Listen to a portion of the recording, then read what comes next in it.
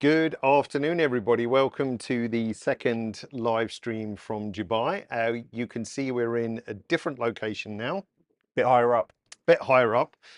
So we're opposite a very well-known landmark, as I'm sure you probably recognize, which is the Burj Khalifa. Well, half of it. Half of it, yeah. You can't see the top of it just yet, based on our camera angle. So we are at what, level 50? 50. Burj Khalifa is 163. So So we're a bit short. we're a bit short, so we're a third of the way up, despite saying that we should be halfway up.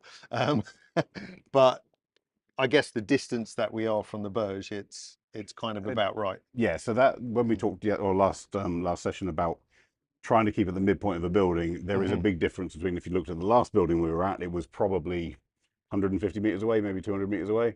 This one is, well, that's a 20-minute walk. Yeah. So it's a little bit further away. And the further away you get, the less of an issue that angle becomes because you become flatter onto it. So it's less of an issue here. And you'll see that in the shots we're going to take. now, as a point of reference, I don't know, Annabelle, is this building, the Imar building on the right, can that The be address. seen? The address, can that be seen in our camera view? The one with the twin antennas. Just about. So that one there, for anyone in the UK, that is approximately the height of the Shard. The tallest building in London? Yeah, or but it's also a lot nearer to us. and a lot so nearer. It looks a lot bigger than it is. That gives you a point of comparison. Well, the fun one is the Shard is a third of the height of the Burj Khalifa. Yes, exactly. So, yeah. So to Anyway. recap, and to kick this off, as before, as the previous live stream, if you want to ask questions, you're more than welcome. You probably heard Annabelle just out of earshot. So she is monitoring the stream along with Victor and Helen as well. If you're on YouTube, you can pop a comment in and we'll be able to see that as well. As with all these location live streams, sometimes the internet is not in our favor. We are hardwired. Had a minor panic before starting that the speed wasn't up to it. So keep your fingers crossed and we'll see how we go. Any issues, it's been recorded anyway. We just upload another recording if we need to keep anything up. Anyway, if we can go to the scene, which is, yeah, what we did yesterday, just to recap a little bit on that. As we said, different location. Well, yesterday we checked out. We checked out, yes. The marina. Yes. We broke a webcam. The webcam won't go away. Turns out good service in a hotel means that even when you put things in the bin, they bring it out again, check you really meant to do it. But what you have got in that picture is a tiny little sneak peek of where Annabelle is. And Annabelle is sort of over there. So if you switch now to a 360 view, are you in it? There you go. There you go. So as a location, that is where we moved to, which is quite a cool location, granted. 50 floors up. What you don't see in that picture, however, and what we had planned on, because we knew it was happening and we had scouted the location beforehand, it's very important that you do that. But what we weren't quite expecting was the level of intrusiveness of this building over here, which is being built. So that's going to 65 stories. It's about 5 meters from my bedroom. And they start work at forever. 6 a.m. and finish at about midnight. About that. Night, no, 1 a.m. I said goodbye to them. Right. So there are some challenges when you're shooting cities. We talked about some of them before. One of them, and one of the questions last time was, how do you get to those locations? What locations do you use? The answer is it's constantly changing. And if you look at this location in particular, last night we did a test shoot, obviously, here you can see on the screen. So lined up along this balcony, that is very intrusive and it does actually encroach into our planned shot. Not too much, and we were okay with it. But this building is one of 2 more buildings they're building. And then when they finished building that building, they're going to build another line of buildings in between these and the Burj Khalifa that will block all of these buildings' views as well. So just bear in mind when you are shooting a city, if you haven't been there for a while, go and do a quick scout job, just in case things have changed dramatically in the meantime. So the view you're seeing will actually not exist. Can't do it. In 1 year's time. So there you go. Get here quick.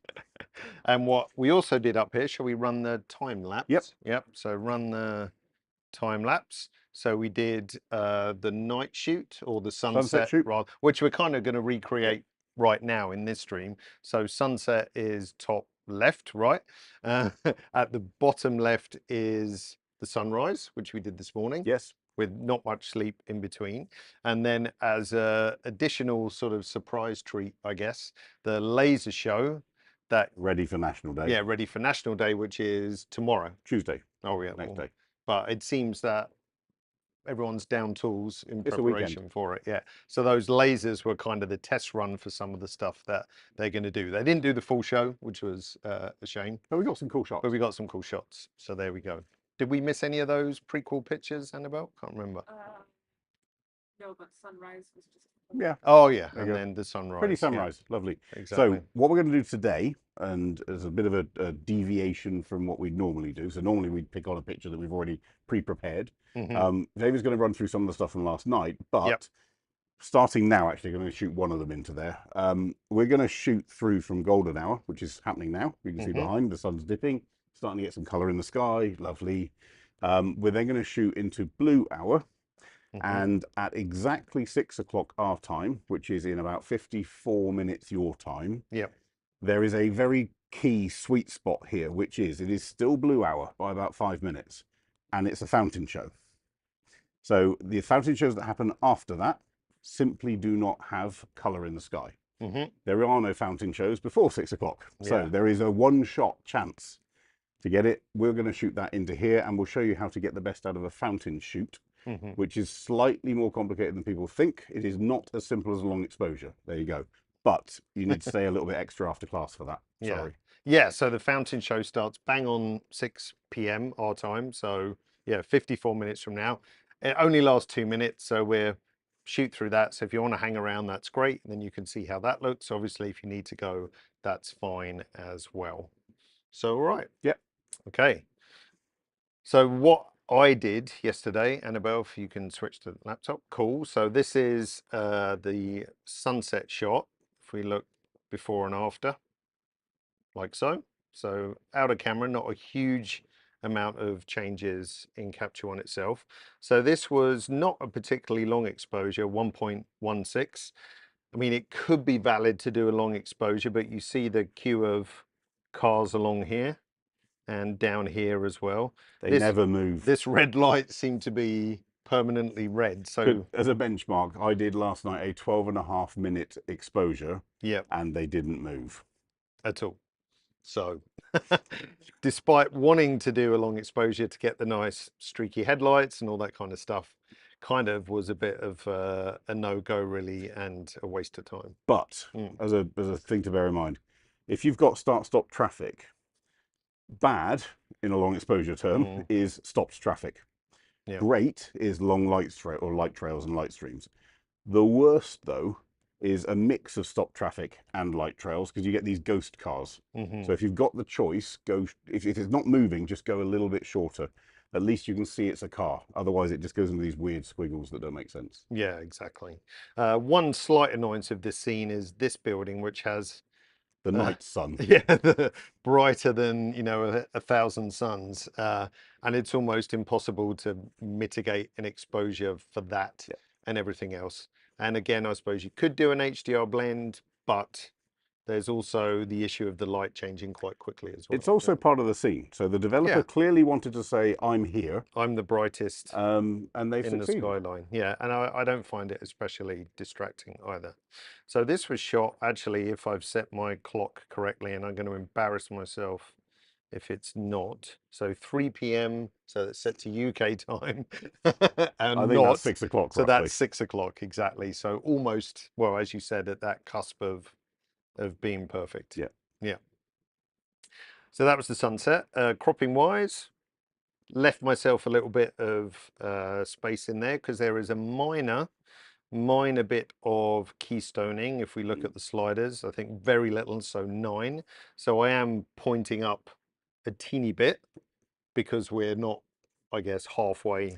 Yeah, so if you've got a camera, if you're lucky enough to have a camera with a shift lens, so that, you know, Canon make them, Sony make them, and loads of people make them. You can actually shift the plane of your lens and the sensor separately, which means that you could keep the camera level and then shift up, so you'd get the vertical rise without any distortion. But for most cameras, you're going to be shooting slightly at an angle, even at this distance. it should be a one click. Yeah, so on this one, it was simply auto and Done. job done. And then choose how much you want to lose. One of my bugbears, personally, with cities, is if you look at the edge of this frame on the right-hand side where your mouse is, there, Yep. the logo on the top of the building is MR. half of it. Yep. And it's just a bit awkward. So I would either include the whole thing or chop it a little bit, Like I did on that. Yeah. And again, for this one, I am now favoring manufacturer profile.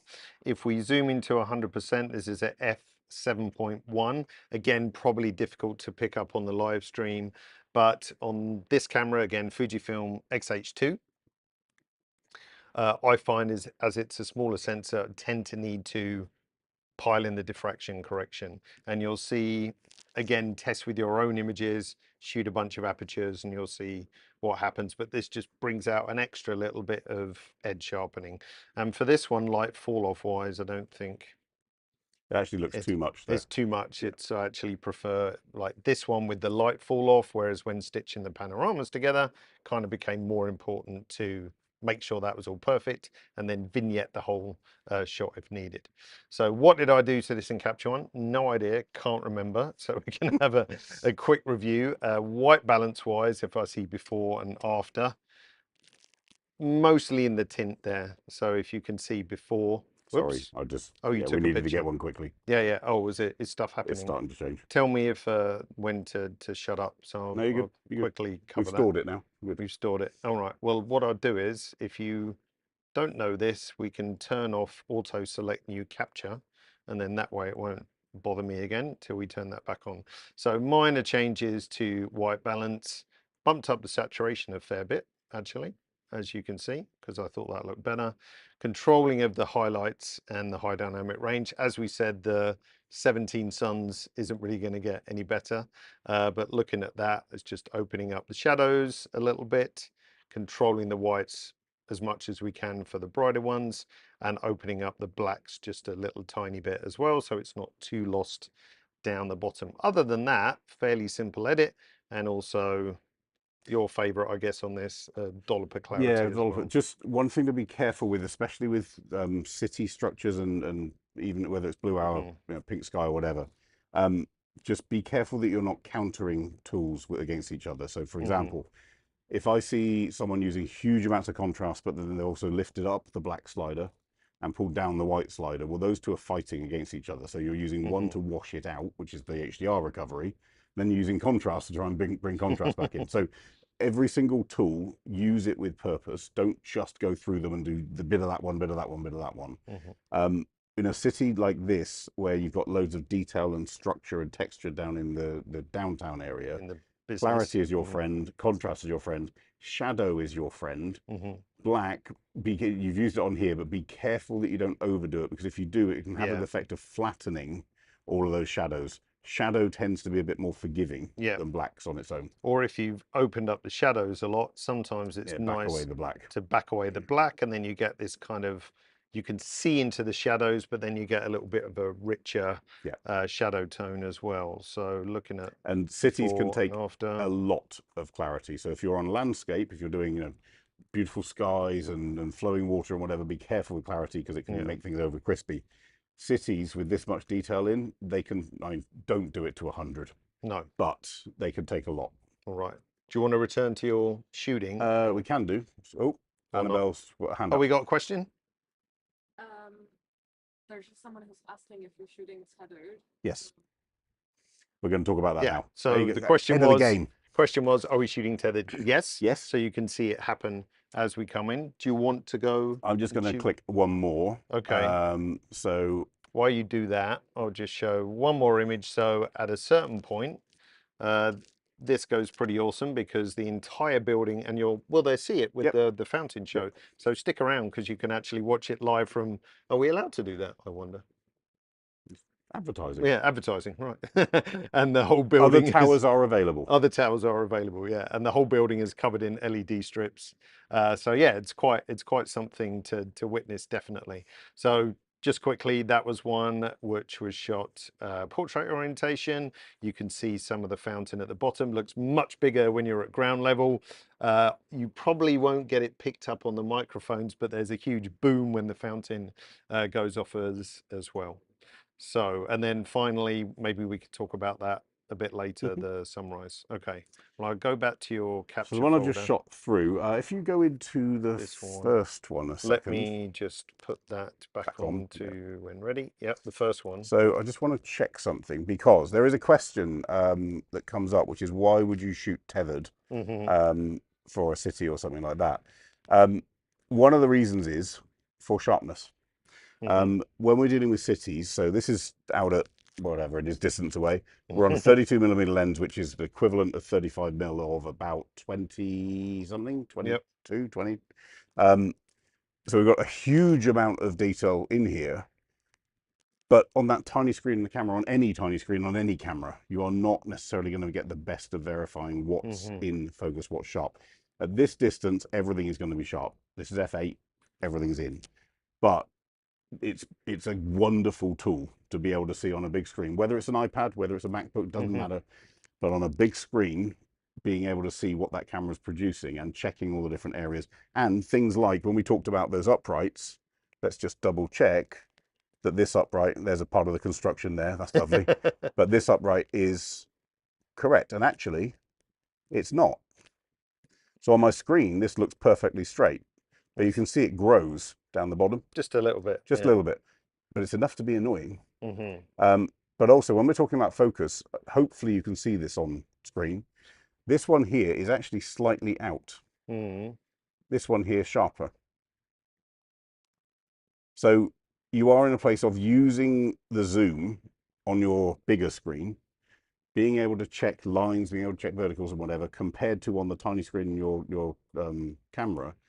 You're going to save having to chop loads of detail out from a Keystone. And another good benefit, shooting here last night, it's way easier to sit on the comfy lounge chair with the iPad, triggering the capture, because of course, if I'm triggering the capture on the camera, on the Fuji camera I have, and you know, same with the Sony, the Annabelle, your Canon has the same thing, touchscreen, tap touchscreen to take a shot, but I wouldn't want to do that without then having a self timer. So it's tap 2 seconds for the camera to settle if I nudged it, and then it's going to take the shot. Now, when you're doing the fountains, sometimes you want to capture that shot straight away. So I can sit with the iPad, trigger the camera from the iPad at the exact time I want to, get the image on the iPad, check for focus, etc., etc., without having to disturb the camera. So you can shoot kind of at the exact point in time that you want to, not disturb the camera. And before the question comes up, well, I'm worried about saving the images on the iPad. Don't worry. Most cameras you can actually say, save it to the memory card, save it to the iPad. So even if you trash all the images on the iPad or whatever, it doesn't matter, you've still got them on the card. And also, as the images are coming in, you can look at the histogram too, you know, in one shot, whereas it's a little bit cumbersome on the back of the camera, flicking between histogram display. You know, on my camera, the histogram covers part of the image, so that's a little bit distracting and so on. There's a limit to what you can put on a tiny LCD. This way, with the iPad running Capture One, you've got a really nice way to kind of monitor what's going on in a situation like this where, you know, you don't have much time as well. We could also use live view to save me having to go backwards and forwards. So yes, just thought about that. Right, what we're going to do is warm this up a little bit. So this is taken now out here. Feels a little cooler than it did yesterday, but there should still be a lot more warmth than that's getting. There's a challenge here, which is auto white balancing. The camera is going to base it on the largest proportion of, or largest section of that image, as it were. So it's getting it a little bit off. These feel a little bit green. We need to warm it up a bit. So we're going to shift. While you do that, I'm going to turn the battery on the main cam, because I think I forgot. Okay. Well, I don't want the main cam to die. So we're going to shift our white balance to be a bit warmer. When you do that, there's a sort of byproduct of that, which is you can end up with a slightly green tint as you move that along. So we counter that with a little bit of a shift there. Some people will prefer, so there's a natural thing with our eyes. What you see, what I see at the same sunset is slightly different because our brains interpret it differently. So you've got to just make a judgment call of what looks most accurate.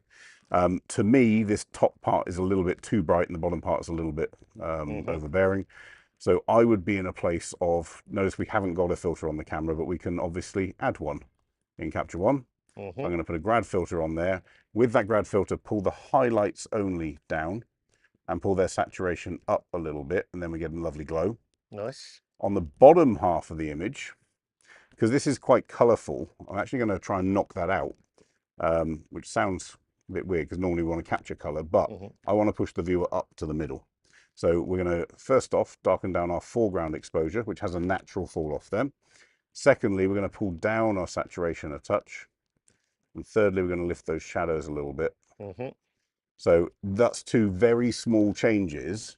But if I go before and after, nice.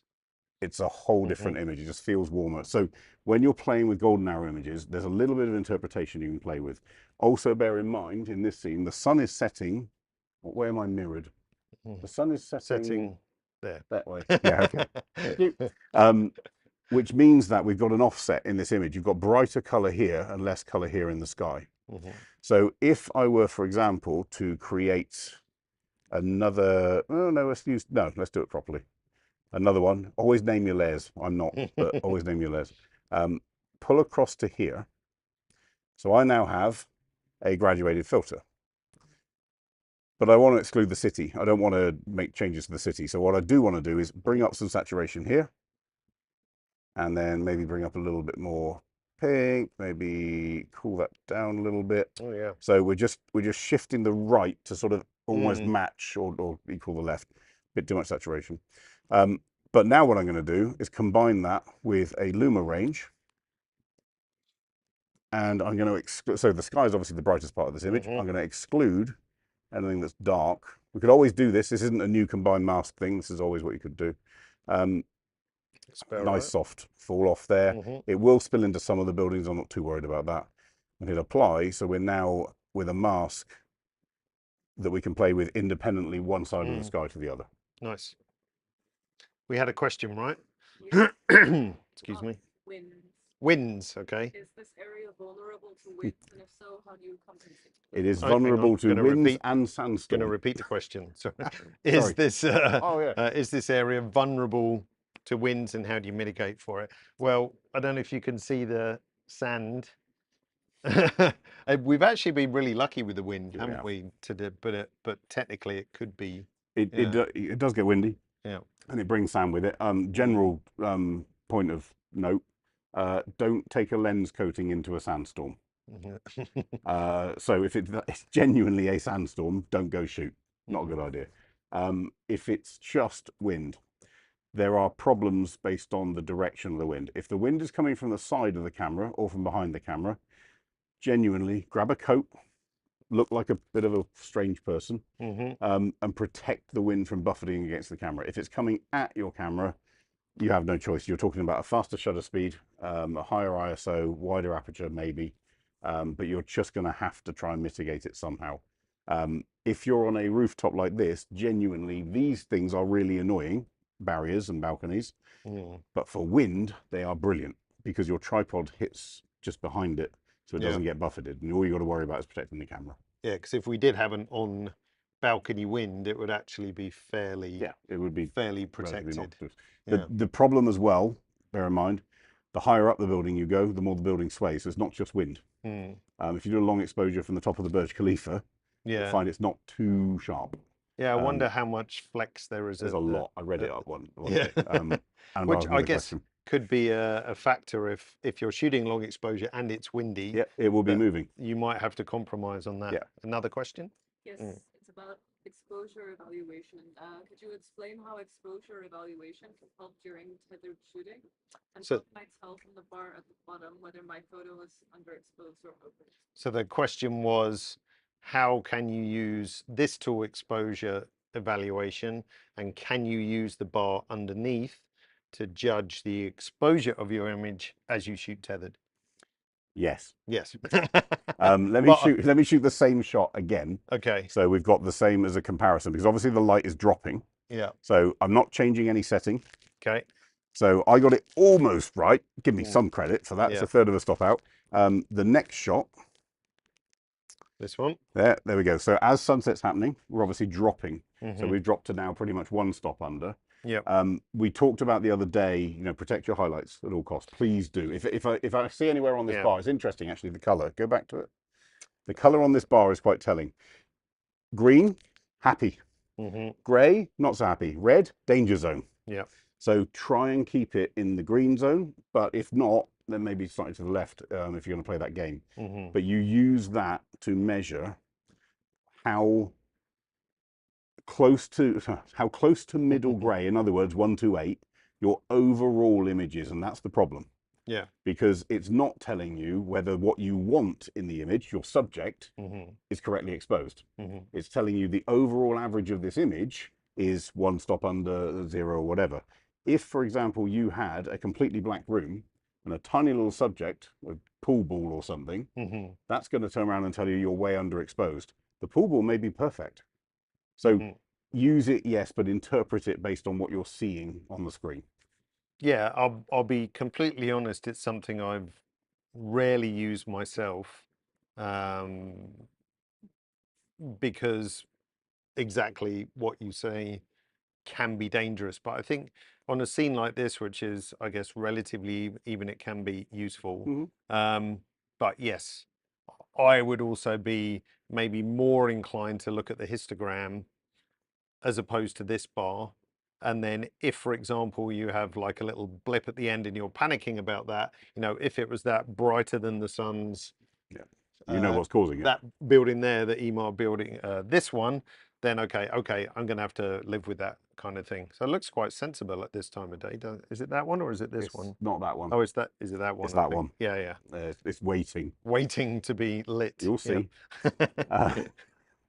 So yes, it's useful, but what David's talking about, that gap in the middle, I call headroom. So if we go back to the one that we edited, that was it, yeah. So if you look at my levels tool while David was talking or fixing a battery or something, I just shifted that levels tool to stretch the histogram up to be brighter. I did it manually, but all I'm doing is just using more of the spare headroom. Now, there comes a point where you shouldn't be in the levels tool, you should be exposing differently. Yeah. So if there's too much headroom, you're not using your full range of the camera, and you should be trying to get up into the upper levels, because that is where better signal to noise ratio is. It's where you get better quality data. But the levels tool is great at pulling it out. Yeah, because if you imagine you're just grabbing the bottom of the histogram and stretching it from point A here to point B at the top, because you can determine how far you want to stretch it to, then that's a good, analogy of what's happening. Now, as Paul said, if you're at this point and you need to do a big stretch, then you're starting to maybe overwork the image, but this is, well within the bounds. Now here's a fun one. Lights have come on behind. You should be able to see, hopefully. Lights have started to come on anyway. Yeah. I have an exposure warning on here, and my exposure warning is only flagging this billboard out in the distance. So if I turn that off, there, turn it on, it's flagging it in red. Red's a good exposure warning. It's telling me it's heading towards the point where it clips. Magenta is a bad exposure warning, because it means it's completely clipped. Now, with the lights on, I'm going to adjust this exposure a little bit. Do you want to leave all your layers on, etc.? Yeah. Yep. And we are going to just do one here. So we now have, hopefully, there we go. This one. A lot more exposure warnings. So if we go into the address building, got a load of exposure warnings. What are they? They're lights.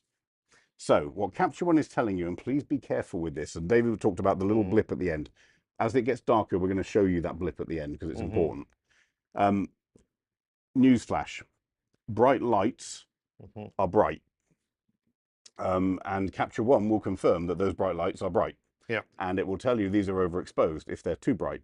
The problem is, in order for you to count or capture those not overexposed, the rest of the scene needs to be black. Yeah. So find a difference mentally between what we call a specular highlight and an overblown area of the image. Which and they mean is different things, much more acceptable. which I will show. Okay. So if we were truly overexposed,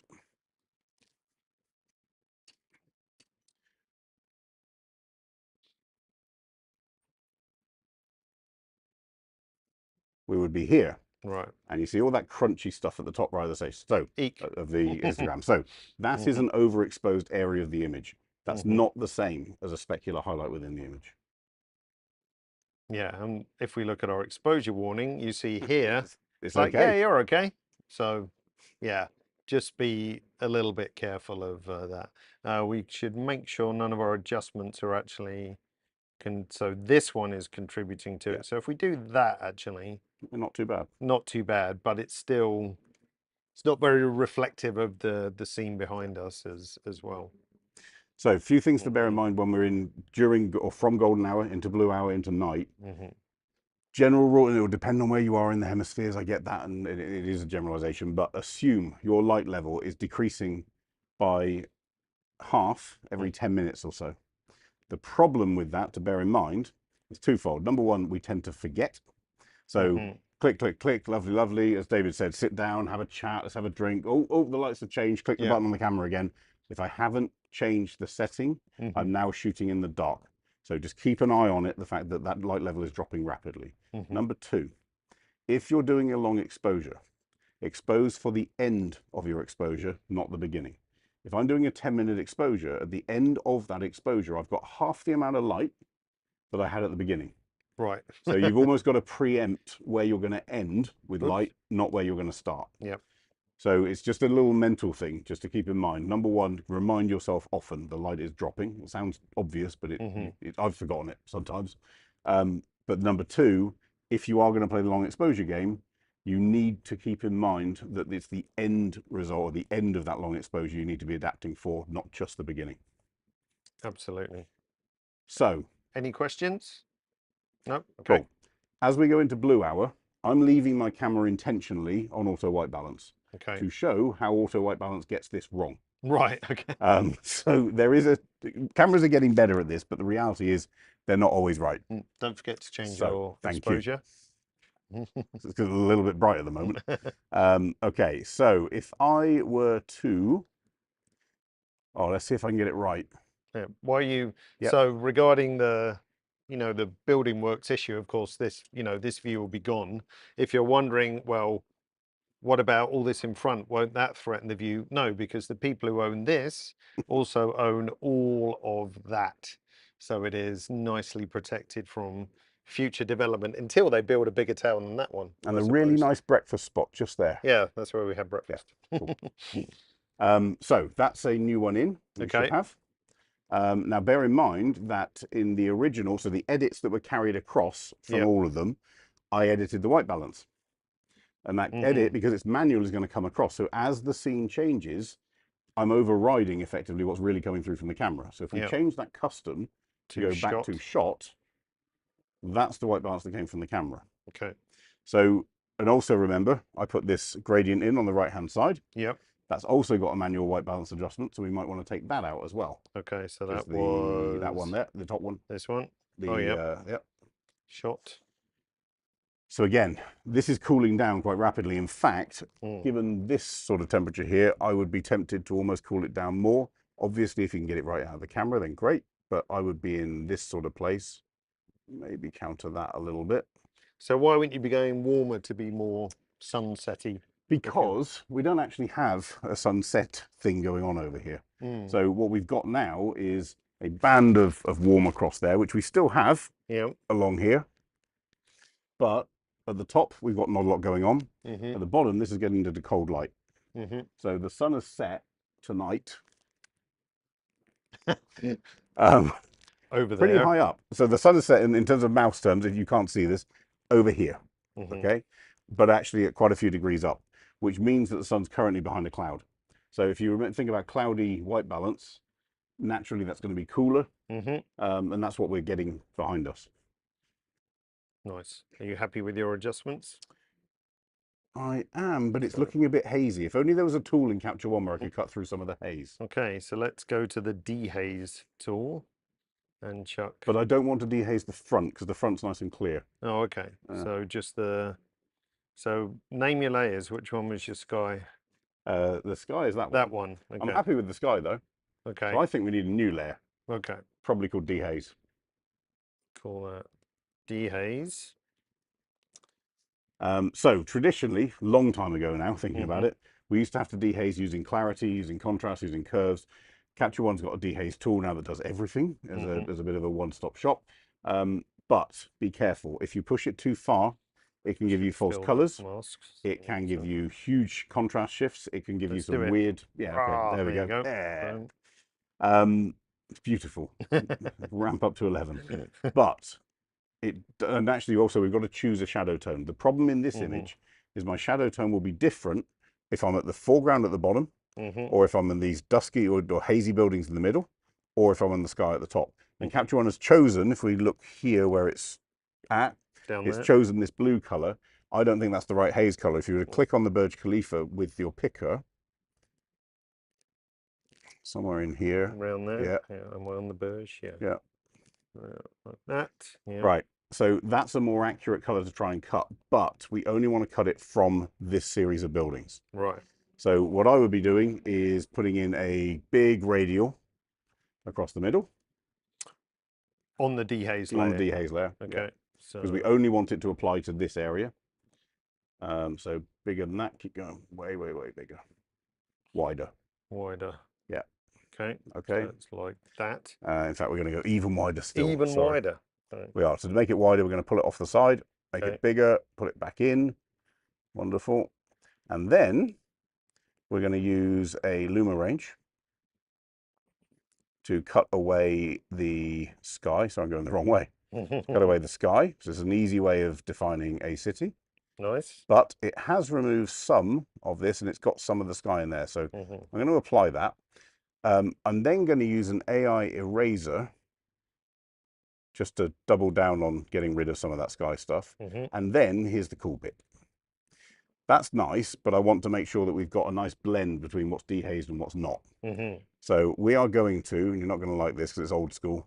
Okay. We're going to rasterize that mask. The reason we're going to rasterize it is because a luma range will effectively override any stretch using refine. And then refine it. And now refine it. And we refine it way, way up with a city. And you can actually see the structure starting to appear in the city, which is kind of nice. So hit apply. Apply that. Turn off the grayscale mask.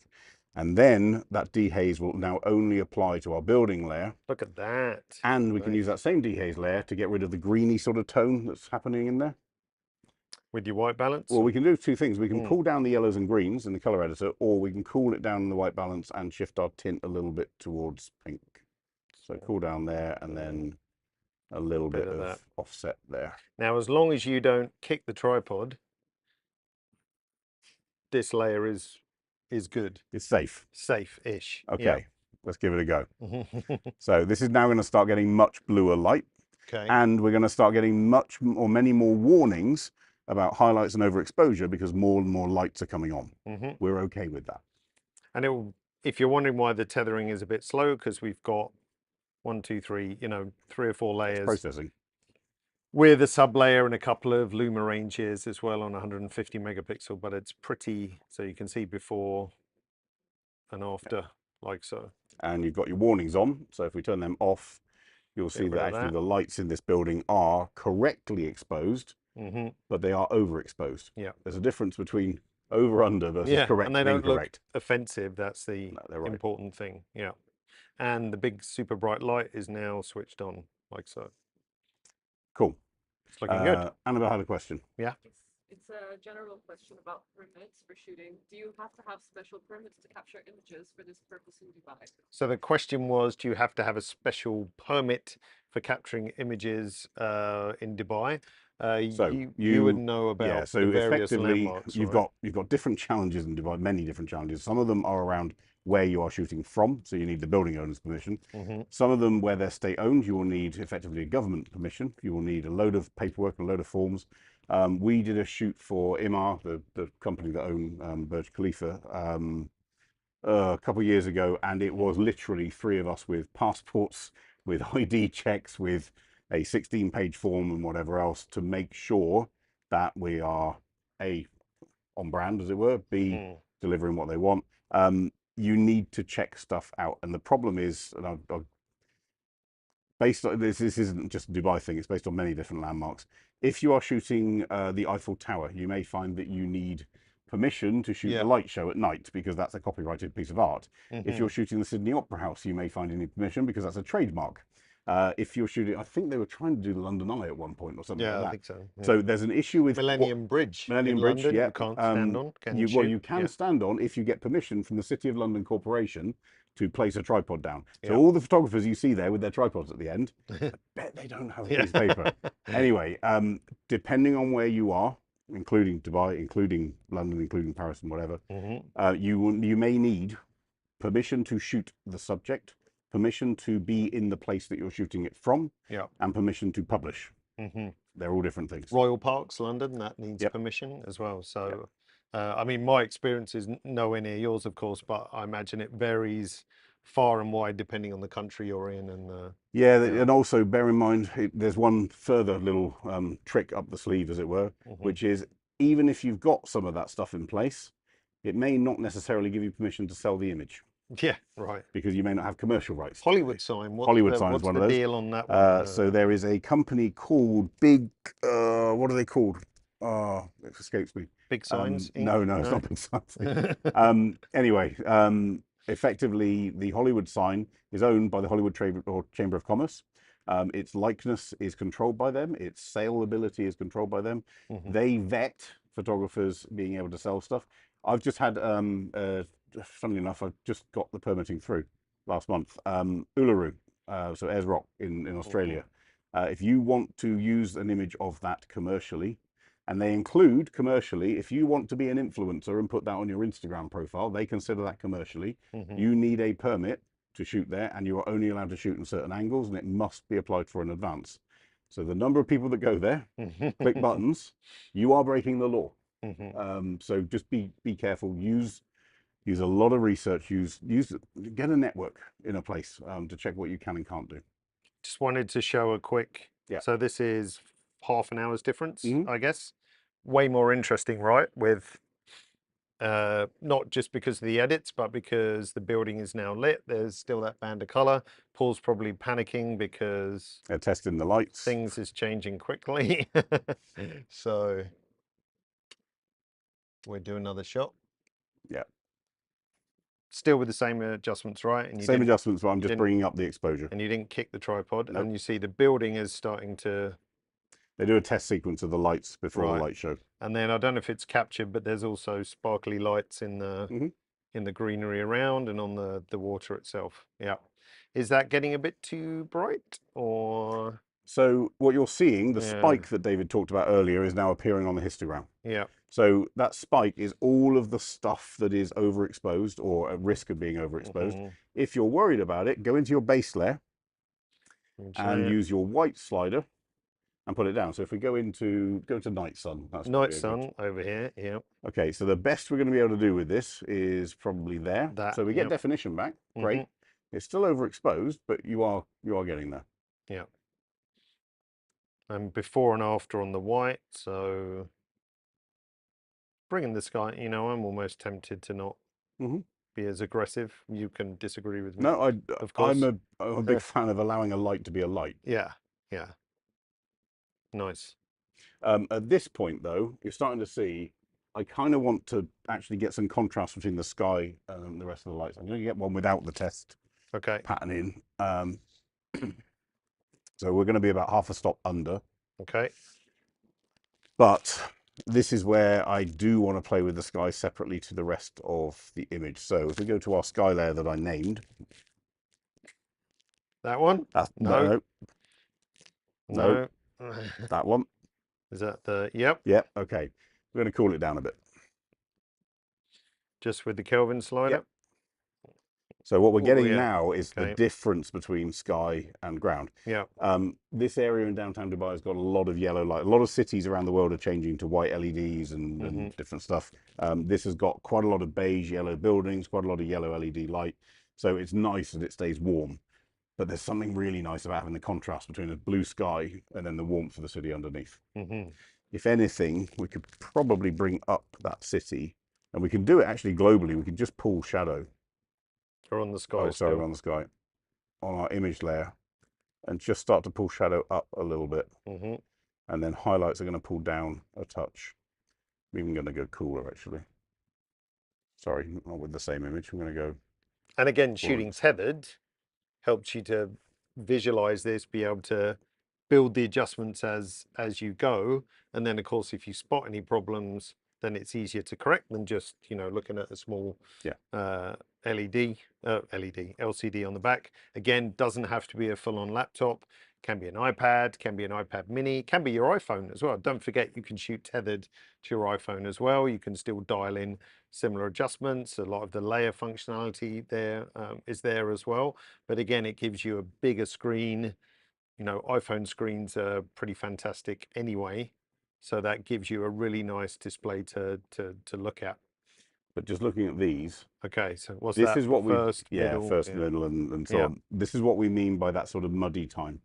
That's not great. So if you have a spectacular sunset at exactly the point of sunset, we didn't, but if we had, you'd be using the sky to bring life to that image. Then you go into this weird muddy stage where the lights aren't on and the sky's starting to flatten. The cool bit is when we get into where we are now, which is that bottom left one, which is when we're beginning to get into blue hour now. So the lights are on, the city's come alive, the sky is now cooler than what it was, and we can start getting contrast in between the sky and the foreground. Okay. So we've got 13 minutes till the fountain show. Right. So before we go into that, let's pull up. You've got the fountain shot in your previous capture folder. Yep. If we zoom in to top shot, I think there. This one. Right. Fountains. This is a fun one. So theoretically, it's a great idea to shoot fountains on a long exposure. You didn't name your layers again. The thing is, I tell people off for not naming their layers. Right, please do. When you create a layer with an intention of what you're going to do with it, name it. It makes your life a lot easier. There should be a layer that says big fountain area. Middle bit. Okay, and then another layer which is bottom bit. There you bottom go. Bit, okay. So, right, if we are playing a fountain game, and this applies to anywhere, so whether it's in Macau, whether it's in Las Vegas, whether it's here, whatever, anywhere with the cool fountains going on, if you use a very fast shutter speed, you are going to see water droplets, you're going to see crispiness, it doesn't look nice. And your eyes actually don't even see that. We see it naturally with our brains as a blurry flow of water, which is nice. The problem is that we light them up. So all of these spectacular shows are lit underneath with spotlights. And as you know, as a photographer rather than a fountain designer, if you shine a lot of light into your sensor over a prolonged period of time, it blows out. And if that light then is also shone at different levels of water, it's basically like a washing or a paintbrush over the image with overblown highlights. So with fountains, depending on how active they are, you probably want 1 to 2 seconds max. So this is at 2.5. 2.5. And actually it's a bit much. So if you look at the bottom of that fountain there, we've lost a lot of the texture. Can we get it back? We can pull it back using but not the fully, white slider. actually. If you use the exposure slider, you can see actually whether it captured the data in there. It did, actually. So we could put a double, here's a fun one, a double HDR layer on there. Yep. So pull the white down, duplicate that layer and copy the mask. Duplicate selected layer. And then pull, you've got the white down already. Mask from... No, you're good. It's already done it, yep. Okay, now the problem is that effectively we're making this muddy, and you can see that we've now got all of this around there. So you can get the detail back, but you'd have to brush it in. Looks rather unrealistic, doesn't it, in a way? So you're better off going for a shorter exposure time. 1 to 2 seconds, 1.5 is probably a sweet spot, depending on how much and how quickly the water's moving. Use that exposure time to blur the water. Don't worry about anything else. If you're trying to get 30-second long traffic trails at the same time as trying to get a fountain show, it's not going to happen. In fact, genuinely shoot it twice. Shoot once for the fountains and once for the traffic trails. Composite, yeah. So don't try and do too much. If your focus is on that water, whoops, use the water, and and it's motion, and that's what we're going to try and capture, and that's what we'll do in a minute. This one, yeah, so 1 second, and that's with, yeah, the white's down just enough to pull it back. But you're also ISO 400. Yeah. So again, it's the other factor. We're saying, 1 second, 2 second. We're assuming you're ISO 100, 200, something like that. Yeah. And hopefully there's enough color in the sky to go with it. I'm just going to shot this one and then. Okay, I'll go back to the capture folder. So we're now at. Can I turn your filter off? Yes. Yeah. We are now at no filter, as in no ND filter on front of the screen. No ND filter. Right. We are. That's actually come out quite nicely. You should see it momentarily there. Oh, nice. Yep. So we're one stop under at the moment. That's a massive difference, those two captures. And that was what, 4 or 5 minutes apart. Yeah. And it's different for several reasons. Number one, more lights again. Number two, look at this street in the foreground here. So all of these little tree lights have started coming on. And number three, the sky is obviously dropping as well. Were the tree lights not lit before? The previous I can't remember. Well, they they were, were. but yeah. But now they're actually casting a bit of else is shadow. Darker. Yeah. And it's funny when you're doing shots like this. Every shot you take, think, "Oh, that looks nice," and then the next, "Oh, that looks better." Nicer. Yeah, that's nicer. Until it gets to the point where it's like, "Oh, now it's kind of dull," or it's almost like this kind of parabolic curve of the excitement problem when the pictures come in. David alluded to it earlier is our night sun. Because now, in order to get all of those shadows alive, which we want, unfortunately, we start blowing this out. Yeah. Not much we can do about it. But I guess if you were super worried, you could grab it from that one. You could. And paint and brush it in. You're going to have it may be a challenge matching the sky. Yeah, anything on there. That's true. Yeah. Okay. But I don't mind the little kind of starbursts that come off it as well. What we're going to just quickly show, though, is what we talked about with long exposure. I'm going to do a... Is that one a bit bright, maybe? No? I'll lower it down to 2 seconds. Yeah. I'm going to do a 2.5 minute long exposure. 2.5 minute exposure. In any sense of the world, with traffic, normally, you would get lovely trails. You'd have the red brake lights, you'd have the white headlights, and especially on this road along here, you've got a little bit of a blur there because it was 2 seconds. You have these lovely curves of trails and so on. Now, the challenge that we were trying to beat last night is this bit here. You might be lucky now, actually. It's actually moving. This works. Yeah. That side's actually moving. No, that side stopped. It's okay. Yeah. Okay. Also, don't put your hand in front of the camera when you're exposing. But just bear in mind the time that we plan for with long exposure is based on what the traffic's doing. If the traffic is slow, you need longer. If the traffic is fast, you need shorter. All of these things are external factors to your main exposure, which has to be the overall scene. So there's no point in doing a 4-minute exposure that overblows everything just for the sake of getting a traffic trail. So prioritize. What's your subject? Get that right. If the subject is fountains, then we prioritize that. If the subject is the sky, prioritize that. All the other stuff, get lucky, maybe. Get better at timing, maybe. Watch the traffic lights. Work out when to hit the button. But it is a bit of a chancing game. We had a question, I think. It's about air shimmer, heat-induced air shimmer. Okay. Is it a problem in Dubai? Because the phase 1 sensor has such a high resolution. So the question was air-induced heat shimmer. Is it an issue in Dubai, and especially with the phase 1 high resolution sensor, or any camera, I guess? So I'll tell you where it is a problem, is in Grand Teton National Park. Do you remember? Okay, yes. Oh, yes. We thought there was something wrong with the camera or lens or something. And it wasn't. Yeah. It was heat haze. Yeah. Yes, it is a problem. In the summer, you can cook an egg on the street here. At night, it generally gives off that heat. Now, there is a slight difference, is because the temperature doesn't actually change that much, you don't see too much of that release. But Yes, if you are looking across buildings and especially across concrete surfaces and tarmac surfaces, or glass, in fact, as well. I'm thinking about that. You can get shimmer. Generally speaking, if you're on something like a Rodenstock lens, the resolution that it's providing is sharp enough that it can actually almost counter it. But you're going to capture it. There's not much that we can do with physics, unfortunately, with that. Right, this is your 2.5 Yes. minute. You got a little It's bit. better. It's better, but nothing on it. Oh, there That's you the go. problem. That's the problem. So, Ghosty cars. When we talked about what's the worst output, it's this. Yeah. We don't want to see half a car and a bit of a trail. It's either a trail or it's not. But again, if that's my only problem in this image, I'm pretty happy. Yeah. It's done its job. But going back to the heat haze issue and shimmer, unfortunately, if your eyes can't correct for it, a camera can't. Let's put it that way. Yeah. And if you're looking through some shimmer, yeah, it's going to look blurry. There's a not much you boat, can do. safety boat that did the rounds, I'm guessing. Yeah.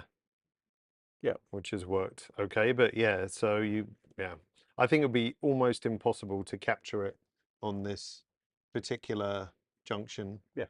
Yeah. So, and the key thing is, so don't try and force it. If you think about it in this scene, not a lot is actually changing. The long exposure, if you had a massive, great big cloud movement or something like that, then great. But equally, that wind would probably be causing the Burj Khalifa to move a little bit. Yeah. You'd have lots and lots of issues with there. I would aim in a city especially for the shortest possible exposure I can get away with to deliver the result that I want. As a general rule, that tends to steer. What a lot of people will do is they go extreme just to see what happens. I can tell you what happens in a city. Stuff moves, including this building that we're on. Yeah. So, just keep it as short as you can to get the creative output that you want. Right, we've got a couple of minutes. 3 minutes to So, fountain. bear in mind how wide we are there. I'm going to switch lenses. Wow, okay. To one that's very tight. What was the... We're going to go from 32 mil. Okay. Which is roughly a 20-ish on 35 mil. Yeah. To a 70, which is roughly a 40-ish. 40-ish, okay. We're going to want to reset all the settings when it comes in, aren't we? Yeah. Battery all right? Hope so. Any questions while Paul faffs around with his lens? No? Okay, good. Okay. What we're also going to do is rotate ourselves. We're going to go portrait. So we now have a portrait. Now, whether we get the whole of the Burj Khalifa in, that might be a challenge. Oh. Different lens? We may be okay. Creatively, I'm preferring a 50 mil lens, I think. Okay. So what was that one? The 70? 70. Okay. Bit too tight. There is a challenge with this shot, actually, while we're just putting this lens on. Above the line of the city, that tower is the only thing that sticks up. Yeah. And if you have quite a dull sky, which we do today, you've got not a lot of interest going on up there. Yeah. And that's why I'm punching in a bit of color into that sky. Because if it's flat, yeah, it's not adding anything. You've got 2 minutes. Good. No this was planned well, wasn't it? Right, let's pull up some exposure. There we go. That's going to be better. Okay. Let's just align that. So I'm going to send in a quick landscape. And I'll reset it. Yeah. And then we'll reset it. Yeah.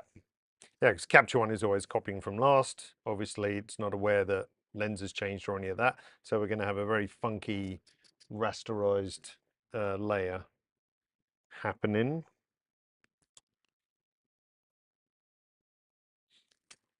Okay, let me reset once it comes in.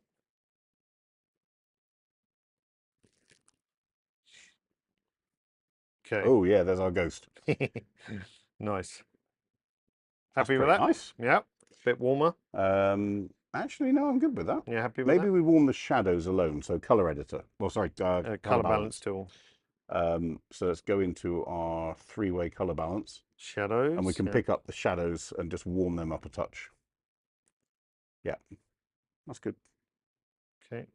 Nice. Annabelle's got a question. Yes. Got a question about what camera you're shooting with. Oh, so the So- question was, what camera is this? It's a Kodak. No, it's a Phase 1 XT, which is a technical camera. So it takes an array of medium format lenses. It's a medium format sensor. But just to be clear, you can shoot this with any camera that's supported in Capture One. Yeah. If it takes a tether cable, you can do this. Yep. It's just my camera of choice is that one. The other day we shot the same with Fuji. David shot with Sony as well. So it's it's not Like not particular for modern, that. any modern cameras now. We got fountains. Fountains? Okay, shoot. So And music, which you probably can't hear. So you should now have a 1.6 seconds. yeah, fountain. Some fountains, not very big ones yet. No, they're not the big booming Right, fountains. I'm on it. Now, one thing also to bear in mind, I traditionally shoot with a delay in my camera. Yeah. A delay will invariably cause you to miss the fountains Yeah. because you have to know what they're going to do in 2 seconds time. Well, you could shoot from Capture One and You could. yeah. There we go. That's a good one. There's a better one now coming Yeah, in. yeah. Ready? Yeah. There you go. There you go. So 1.6 seconds. If I change this, and we're going to prove the point, to, I'm going to need to do some ISO changes. How long is the fountain show? 2 minutes. Okay. Getting your money's Gotta worth, move on. people. Right. I'm going to do now for 6 seconds. Okay. It's going to do a dark curtain afterwards as well. Okay. Although there wasn't a lot of fountain movement going on at that point, but the next one. But it's should have. just mush now. Yeah. Yeah. So we lose all the texture. We lose the fact it's a fountain. The longer you go, I see people do it for 30 seconds, for a minute, for 2 minutes. It just doesn't work. Now, the one that was for 1.6 seconds, we should be able to pull back Yeah. a load of the detail. Is one and the coming texture. in now? It should have done already, and I'm just going to redo another one. So the spikies here, yep. Which Yep. whites all, yep. Now you can see the details there. But that was 6, so that was quite long. So this is what, just it was over a dimmer. second. So again, it's not just a case of here is the actual answer. Yeah. It's a case of following what's going on with those lights. Yeah. Like I'm just doing 1.3 now. came out nice. Good. That's the ones that we're now settled on, I think. Okay. So there's another one coming in. And the finale is the Big boom. big boom, yeah. Now, when you're standing down here, these look much bigger. Yeah. Yeah, if you think of the height here too, there's the people. So, yeah, 1.3. The previous one was a bit, almost too bright, I think, but will the whites, no, the whites bring it back, but a little bit too bright at the bottom. Okay. So, but the next one is fine. So it's also, I mean, there's an element of hit and miss as well. Completely. Unless we design this fountain show, Yeah. it's a problem. Come on. This is riveting, isn't it? Watching someone trying to catch a fountain show. But what I'm looking for, so just to bear in mind, Yep. I'm waiting for the point where the water comes up with light Okay. and we get a big eruption of So water. at the top of the top of the it. curve, basically. Yeah. Yeah. So there should be another one in there now. Yep. It's like a crown. Yep, looks good. Another Nicely one. defined spray. Yep. Oh, and another one. Yep. That's probably one of the best ones yet, I would think. Now, is it the same principle if we were down at the water That last side? one. This one? Yes, same principle. Just bear in mind, light gets effectively, there you go. Okay. Light's going to get brighter or theoretically brighter the closer you are to it. Yeah. So just bear that in mind. Your numbers may change a little bit. You might want to change your ISO. That was that was your big boom. That was the big I think boom. we got it.